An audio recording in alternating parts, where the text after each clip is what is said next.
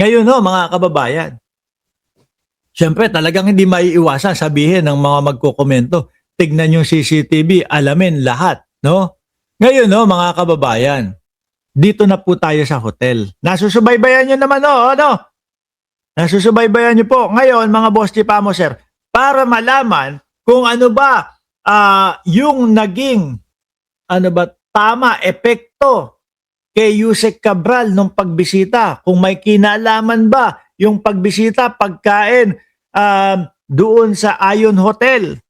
No? Kailangan imbestigahan lahat yan. Kailangan makuhanan ng impormasyon. Yung mga CCTV, etc. etc. Tingnan, ano ba? Sino ba kinaharap sa lobby? Sino ba naging kausap? Pinagbantaan ba nung naging kausap yung kanyang pamilya? No? Oh, ganito, may mangyayari sa pamilya mo kapag ka ganito, ganyan, naiimbitahan na po sa ICI si Yusek Cabral, no? At sabi nga nung kay Ping Lacson, handa na at ready nang magsalita si Yusek Cabral. Sabi ni Chris Angel, bakit kaya tutol ang pamilya sa otopsiya? Yun nga eh. No? Kaya po tayo mga kababayan, mula 4, 3 po ang tinitingnan natin dito. Na disgrasya, dinisgrasya, or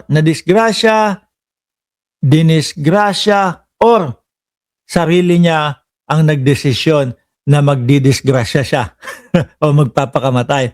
Ngayon no? Ano kinaya, sino kinaharap doon sa hotel? Alamin na ho, mga Boss Chipamo, sir. Ito yung balita po dyan, mga kababayan. No? Sabi dito, hotel na umano'y tinuluyan ni Cabral tumangging ilabas ang guest records daw ho. Mga bossing. Nako po.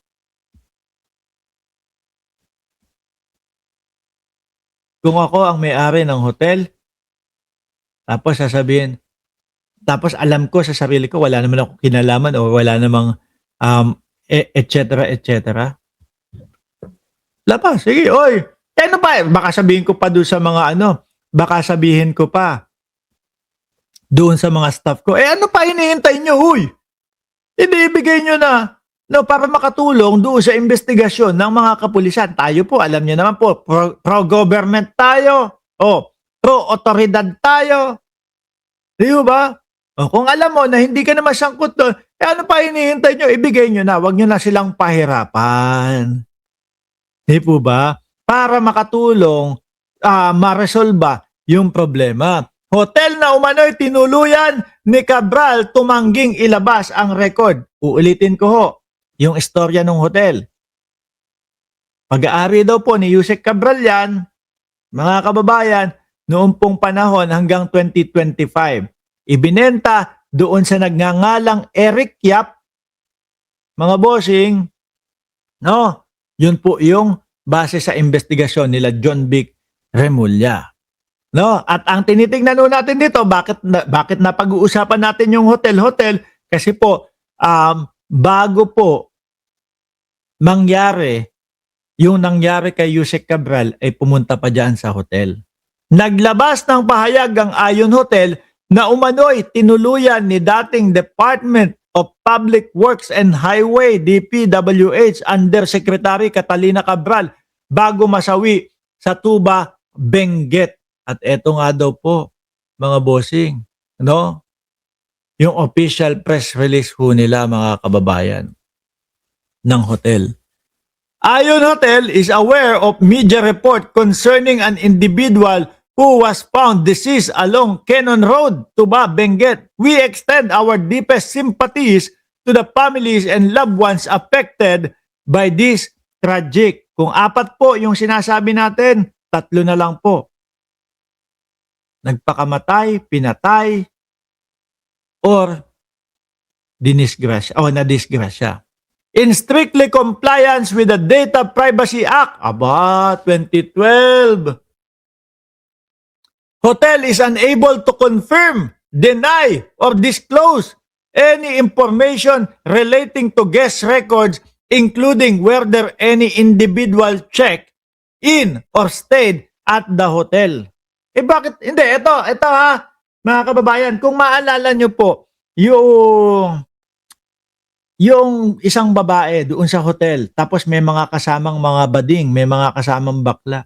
Bakit yun nakakapaglabas sila ng mga CCTV at nakakapaglabas sila ng mga impormasyon, etc. No? Yung pa, yun mismo mga kababayan. Yung, kung di ako nagkakamali, isa sa nagningning na pangalan doon, Valentine Rosario, something like that. Nakakapaglabas sila ng impormasyon. Nakakapagbigay sila ng mga impormasyon. No? Doon pa mismo nangyari doon sa hotel na yun.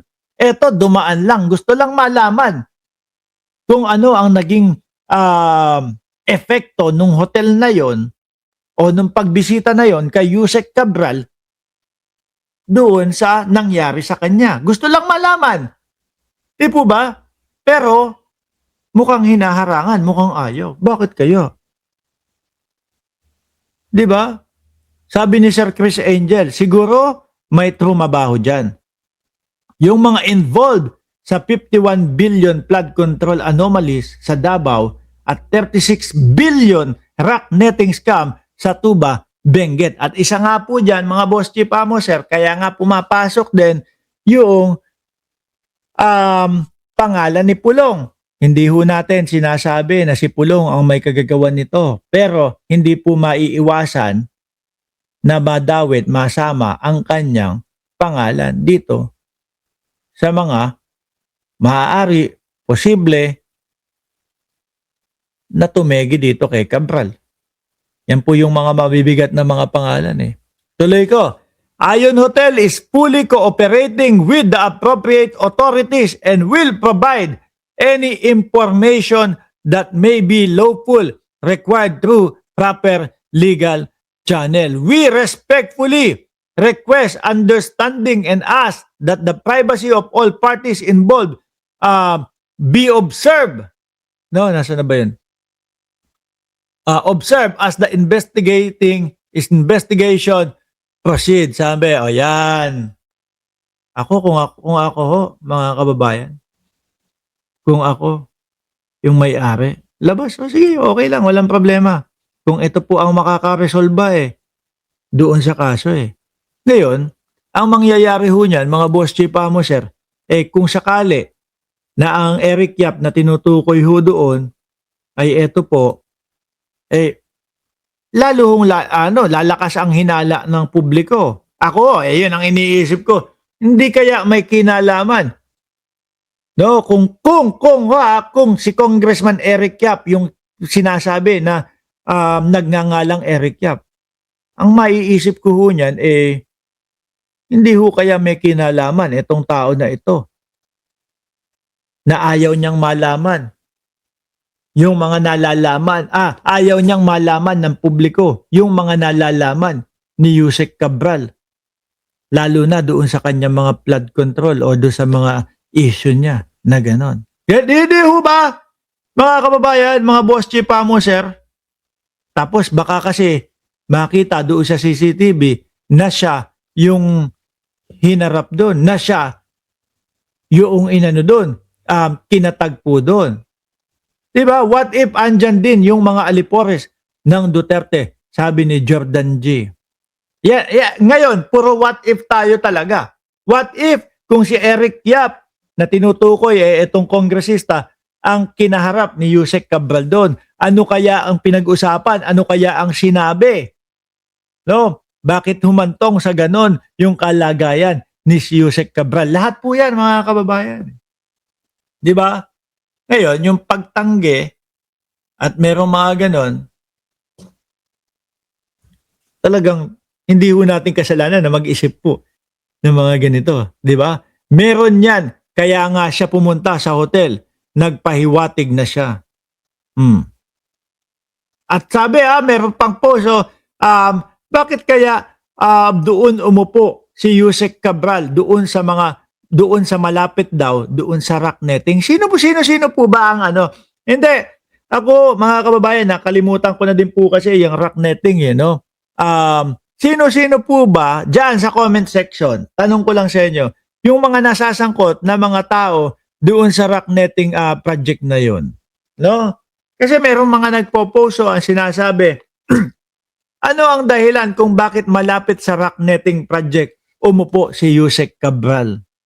No, meron po mga taong nagsasabi ng ganun ho eh. Sabi ni Jorge Edralin, naku, mukhang malapit na naman matapos yung sound eh. Hindi ho, meron pa tayo dito. May isa pang magugulat kayo na ibubulalas ni John Vic Remulla ho, mga boss chief amo, sir. Sabi ni Marie Chen, palagay ko intensyon talaga ni Cabral magpakamatay to get away sa mga mabibigat na kinasangkutan niya. Anyway, comment nyo dyan sino yung mga nasasangkot doon sa mga rock netting ho. Ngayon mga kababayan, gawin ni Pangulo sa pagkamatay ni Yusek Cabral, imbudo niya lahat kulong para magsisi ang gumawa. Di ba? Ngayon, mga bossing, dumako po tayo dito. Mga kababayan. Nako, talagang magkakaubusan ho yata lahat.